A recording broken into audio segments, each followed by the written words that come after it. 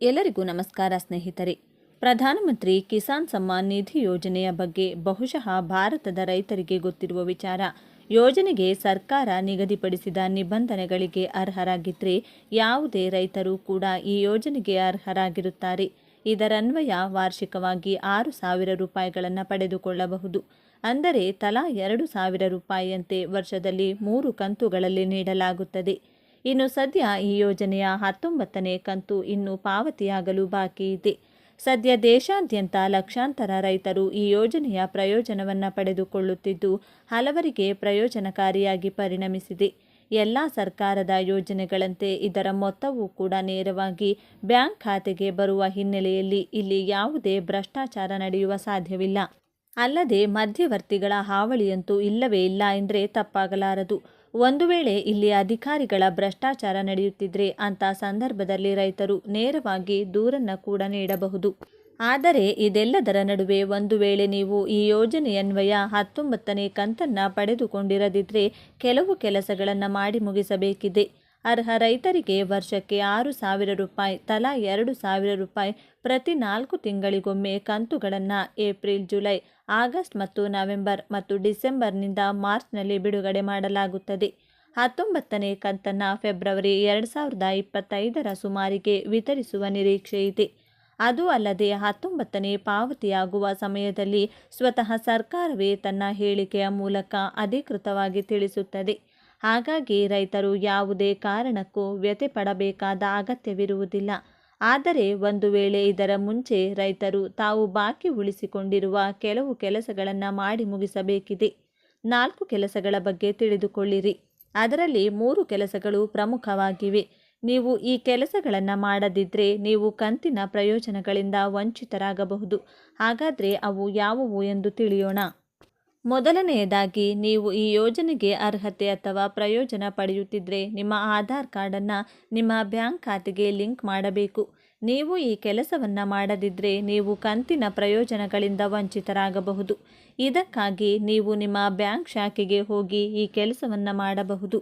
ಎರಡನೆಯದಾಗಿ, ಕಂತಿನ ಲಾಭ ಪಡೆಯಲು ಯೋಜನೆಗೆ ಸಂಬಂಧಿಸಿದ ರೈತರು KYC ಮಾಡಿಸಿಕೊಳ್ಳುವುದು ಕಡ್ಡಾಯವಾಗಿದೆ.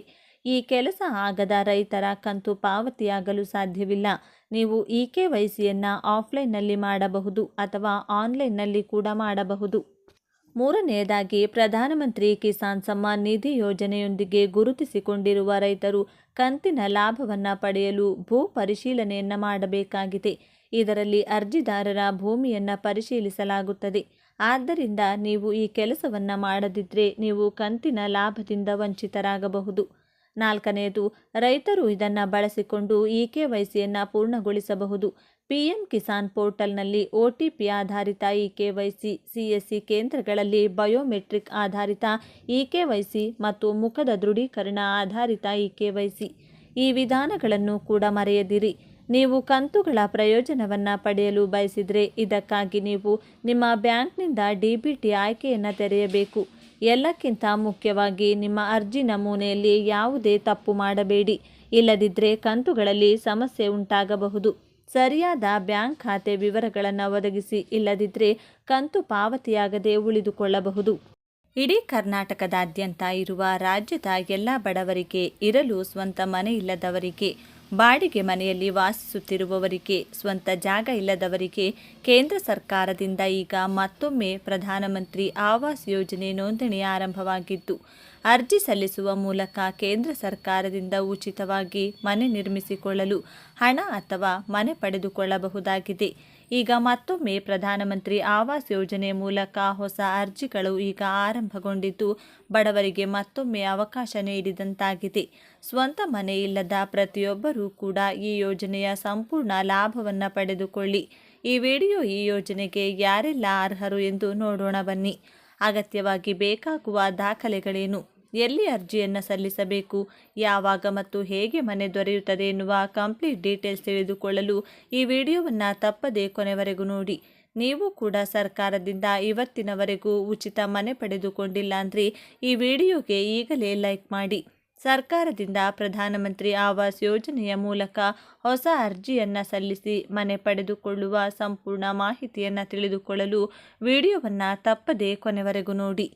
ಪ್ರಧಾನಮಂತ್ರಿ ಆವಾಸ್ ಯೋಜನೆ 2.0 ಅಡಿಯಲ್ಲಿ ಸರ್ಕಾರವು 3 ಕೋಟಿ ಹೆಚ್ಚುವರಿ ಮನೆಗಳನ್ನು ನಿರ್ಮಿಸುವ ಗುರಿಯನ್ನು ಹೊಂದಿದೆ. ಈಗ ಮಾಸಿಕ 15,000 ರೂಪಾಯಿ ಆದಾಯ ಇರುವವರು ಅರ್ಹರಾಗಿದ್ದು 90 ದಿನಗಳಲ್ಲಿ ಮನೆ ನೀಡಲಾಗುವುದು. ಆನ್ಲೈನ್ ಅರ್ಜಿ ಪ್ರಕ್ರಿಯೆಯು ಸರಳವಾಗಿದೆ ಮತ್ತು ಅರ್ಹ ವ್ಯಕ್ತಿಗಳನ್ನು ಗುರುತಿಸಲು ಸಮೀಕ್ಷೆಯು ಶೀಘ್ರದಲ್ಲೇ ಪ್ರಾರಂಭವಾಗುತ್ತದೆ. ಪ್ರಧಾನಮಂತ್ರಿ ಆವಾಸ್ ಯೋಜನೆ ಸರ್ಕಾರದ ಪ್ರಮುಖ ಯೋಜನೆಯಾಗಿದ್ದು, ದೇಶದ ಆರ್ಥಿಕವಾಗಿ ದುರ್ಬಲ ಜನರಿಗೆ ವಸತಿ ಒದಗಿಸುವ ಗುರಿಯನ್ನು ಹೊಂದಿದೆ. ಪ್ರಧಾನಮಂತ್ರಿ ಆವಾಸ್ ಯೋಜನೆ 2.0 ರಲ್ಲಿ ಸರ್ಕಾರವು ಈಗ ಹೆಚ್ಚುವರಿಯಾಗಿ 3 ಕೋಟಿ ಮನೆಗಳನ್ನು ನಿರ್ಮಿಸುವ ಗುರಿಯನ್ನು ಹೊಂದಿದ್ದು, ಇದಕ್ಕಾಗಿ ಈ ಆರ್ಥಿಕ ವರ್ಷದಲ್ಲಿ 10 ಲಕ್ಷ ಕೋಟಿ ರೂಪಾಯಿ. ಯೋಜನೆಯಲ್ಲಿ ಅರ್ಹತೆಯಲ್ಲಿ ಬದಲಾವಣೆಗಳು. ಪ್ರಧಾನಮಂತ್ರಿ ಆವಾಸ್ ಯೋಜನೆ 2.0 ರಲ್ಲಿ ಅರ್ಹತಾ ಷರತ್ತುಗಳಲ್ಲಿ ಕೆಲವು ಪ್ರಮುಖ ಬದಲಾವಣೆಗಳನ್ನು ಮಾಡಲಾಗಿದೆ. ಇದರಿಂದಾಗಿ ಹೆಚ್ಚಿನ ಜನರು ಈ ಯೋಜನೆಯ ಪ್ರಯೋಜನಗಳನ್ನು ಪಡೆಯಲು ಸಾಧ್ಯವಾಗುತ್ತದೆ. ಈ ಮೊದಲು ಮಾಸಿಕ ಆದಾಯ 10,000 ರೂಪಾಯಿವರೆಗಿನ ಜನರು ಈ ಯೋಜನೆಗೆ ಅರ್ಹರಾಗಿದ್ದರು. ಈಗ ಮಿತಿಯನ್ನು ತಿಂಗಳಿಗೆ 15,000 ರೂಪಾಯಿಗೆ ಹೆಚ್ಚಿಸಲಾಗಿದೆ. ಇದರೊಂದಿಗೆ ಮಧ್ಯಮ ವರ್ಗದ ಕುಟುಂಬಗಳು ಕೂಡ ಈ ಯೋಜನೆಯ ಲಾಭ ಪಡೆಯಲು ಸಾಧ್ಯವಾಗುತ್ತದೆ. ಹೌದು, ಇದಲ್ಲದೆ ಈ ಹಿಂದೆ 2 ಕೋಣೆಗಳ ಕಚ್ಚೆ ಮನೆ, ಫ್ರಿಡ್ಜ್ ಅಥವಾ ದ್ವಿಚಕ್ರ ವಾಹನ ಹೊಂದಿರುವವರು ಈ ಯೋಜನೆಗೆ ಅರ್ಹರಾಗಿರಲಿಲ್ಲ. ಆದರೆ ಈಗ ಈ ಹೊಸ ಯೋಜನೆಯಲ್ಲಿ ಈ ಷರತ್ತುಗಳನ್ನು ಸಡಿಲಿಸಲಾಗಿದೆ. ಈಗ ಈ ಸೌಲಭ್ಯಗಳ ಹೊರತಾಗಿಯೂ ವ್ಯಕ್ತಿಗಳು ಈ ಯೋಜನೆಯ ಪ್ರಯೋಜನಗಳನ್ನು ಪಡೆಯಬಹುದು. ಆಯ್ಕೆ ಪ್ರಕ್ರಿಯೆಯು ಹೆಚ್ಚು ಪಾರದರ್ಶಕವಾಗಿರುತ್ತದೆ. ಅಲ್ಲಿ ಅರ್ಹ ವ್ಯಕ್ತಿಗಳನ್ನು ಗ್ರಾಮ ಮಟ್ಟದಲ್ಲಿ ಬಹಿರಂಗ ಸಭೆಗಳ ಮೂಲಕ ಆಯ್ಕೆ ಮಾಡಲಾಗುತ್ತದೆ. 90 ದಿನಗಳಲ್ಲಿ ನಿಮಗೆ ಮನೆ ಸಿಗುತ್ತದೆ. ಪ್ರಧಾನಮಂತ್ರಿ ಆವಾಸ್ ಯೋಜನೆ 2.0 ಅಡಿಯಲ್ಲಿ ಅರ್ಹ ವ್ಯಕ್ತಿಗಳಿಗೆ ಕೇವಲ 90 ದಿನಗಳಲ್ಲಿ ಅವರ ಮನೆಗಳನ್ನು ಒದಗಿಸಲಾಗುವುದೆಂದು ಸರ್ಕಾರ ಘೋಷಿಸಿದೆ. ಇದಕ್ಕಾಗಿ ಸರ್ಕಾರ ಶೀಘ್ರದಲ್ಲೇ ಸಮೀಕ್ಷೆಯನ್ನು ಪ್ರಾರಂಭಿಸಲಿದ್ದು, ಈ ಯೋಜನೆಯ ಲಾಭ ಪಡೆಯಲು ಅರ್ಹರಾಗಿರುವ ಎಲ್ಲ ಜನರನ್ನು ಗುರುತಿಸಲಾಗುವುದು. ಈ ಸಮೀಕ್ಷೆಯನ್ನು ನಗರ ಮತ್ತು ಗ್ರಾಮೀಣ ಪ್ರದೇಶಗಳಲ್ಲಿ ನಡೆಸಲಾಗುವುದು. ಇದರಿಂದ ಪ್ರತಿಯೊಬ್ಬ ನಿರ್ಗತಿಕರಿಗೆ ವಸತಿ ಸಿಗುತ್ತದೆ. ಪ್ರಧಾನಮಂತ್ರಿ ಆವಾಸ್ ಯೋಜನೆಗೆ ಅರ್ಜಿ ಸಲ್ಲಿಸುವುದು ಹೇಗೆ? ಈ ಯೋಜನೆಯ ಪ್ರಯೋಜನಗಳನ್ನು ಪಡೆಯಲು ಅಪ್ಲಿಕೇಶನ್ ಪ್ರಕ್ರಿಯೆಯನ್ನು ಸರಳ ಮತ್ತು ಡಿಜಿಟಲ್ ಮಾಡಲಾಗಿದೆ. ಆಸಕ್ತರು ಪಿಎಂ ಆವಾಸ್ ಯೋಜನೆಯ ಅಧಿಕೃತ ವೆಬ್ಸೈಟ್ pmaymys.gov.in ಗೆ ಭೇಟಿ ನೀಡುವ ಮೂಲಕ ಆನ್ಲೈನ್ನಲ್ಲಿ ಅರ್ಜಿ ಸಲ್ಲಿಸಬಹುದು. ಇದರ ನಂತರ ಹತ್ತಿರದ ಸಾಮಾನ್ಯ ಸೇವಾ ಕೇಂದ್ರ ಅಥವಾ ಬ್ಯಾಂಕ್ಗೆ ಹೋಗಿ ಮತ್ತು ಅಗತ್ಯ ದಾಖಲೆಗಳೊಂದಿಗೆ ಅರ್ಜಿ ನಮೂನೆಯನ್ನು ಸಲ್ಲಿಸಿ. ನೀವು ಅಸೆಸ್ಮೆಂಟ್ ಐಡಿ ಅಥವಾ ಹೆಸರು, ತಂದೆಯ ಹೆಸರು ಮತ್ತು ಮೊಬೈಲ್ ಸಂಖ್ಯೆಯ ಮೂಲಕ ವೆಬ್ಸೈಟ್ನಲ್ಲಿ ಅಪ್ಲಿಕೇಶನ್ ಸ್ಥಿತಿಯನ್ನು ಟ್ರ್ಯಾಕ್ ಮಾಡಬಹುದು. ಯಾರು ಅರ್ಜಿ ಸಲ್ಲಿಸಬಹುದು? ಕುಟುಂಬದಲ್ಲಿ ಕೇವಲ ಪುರುಷ ಸದಸ್ಯರಿದ್ದರೆ ಅವರು ಇನ್ನೂ ಅರ್ಜಿ ಸಲ್ಲಿಸಬಹುದು. ಅಭ್ಯರ್ಥಿಯ ವಯಸ್ಸು 70 ವರ್ಷಕ್ಕಿಂತ ಕಡಿಮೆ ಇರಬೇಕು.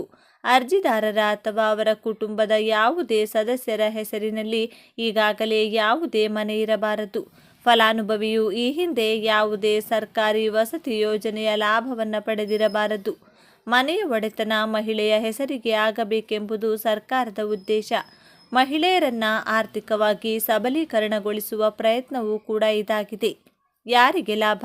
ಈ ಯೋಜನೆಯ ಪ್ರಯೋಜನಗಳನ್ನು ಎಲ್ಲ ನಾಗರಿಕರಿಗೆ ವಿಸ್ತರಿಸಲು ಸರ್ಕಾರವು ಇದನ್ನು 4 ವರ್ಗಗಳಾಗಿ ವಿಂಗಡಿಸಿದೆ. ಆರ್ಥಿಕವಾಗಿ ದುರ್ಬಲ ವಿಭಾಗ. ಇದು ಅತ್ಯಂತ ಕಡಿಮೆ ಆದಾಯದ ವರ್ಗವಾಗಿದೆ. ಈ ವರ್ಗಕ್ಕೆ ಸೇರುವ ಕುಟುಂಬಗಳು ವಸತಿ ಯೋಜನೆ ಅಡಿಯಲ್ಲಿ ಹೆಚ್ಚಿನ ಸಹಾಯವನ್ನು ಪಡೆಯುತ್ತವೆ. ಕಡಿಮೆ ಆದಾಯದ ಗುಂಪು. ಈ ವರ್ಗದಲ್ಲಿ ಬೀಳುವ ಕುಟುಂಬಗಳ ಆದಾಯವು EWS ವರ್ಗಕ್ಕಿಂತ ಸ್ವಲ್ಪ ಹೆಚ್ಚಾಗಿರುತ್ತದೆ. ಅವರಿಗೂ ವಸತಿ ಯೋಜನೆಯಡಿ ಸಾಕಷ್ಟು ನೆರವು ಸಿಗುತ್ತದೆ. ಮಧ್ಯಮ ಆದಾಯ ಗುಂಪು 1. ಈ ವರ್ಗದಲ್ಲಿ ಬೀಳುವ ಕುಟುಂಬಗಳ ಆದಾಯವು LIG ವರ್ಗಕ್ಕಿಂತ ಹೆಚ್ಚಾಗಿರುತ್ತದೆ. ಮಧ್ಯಮ ಆದಾಯದ ಗುಂಪು 2. ಇದು ಅತ್ಯಧಿಕ ಆದಾಯ ವರ್ಗವಾಗಿದೆ. ಇದರ ವರ್ಗಗಳಿಗೆ ಹೋಲಿಸಿದರೆ ಈ ವರ್ಗದಲ್ಲಿ ಬೀಳುವ ಕುಟುಂಬಗಳು ಕಡಿಮೆ ಸಹಾಯವನ್ನು ಪಡೆಯುತ್ತವೆ.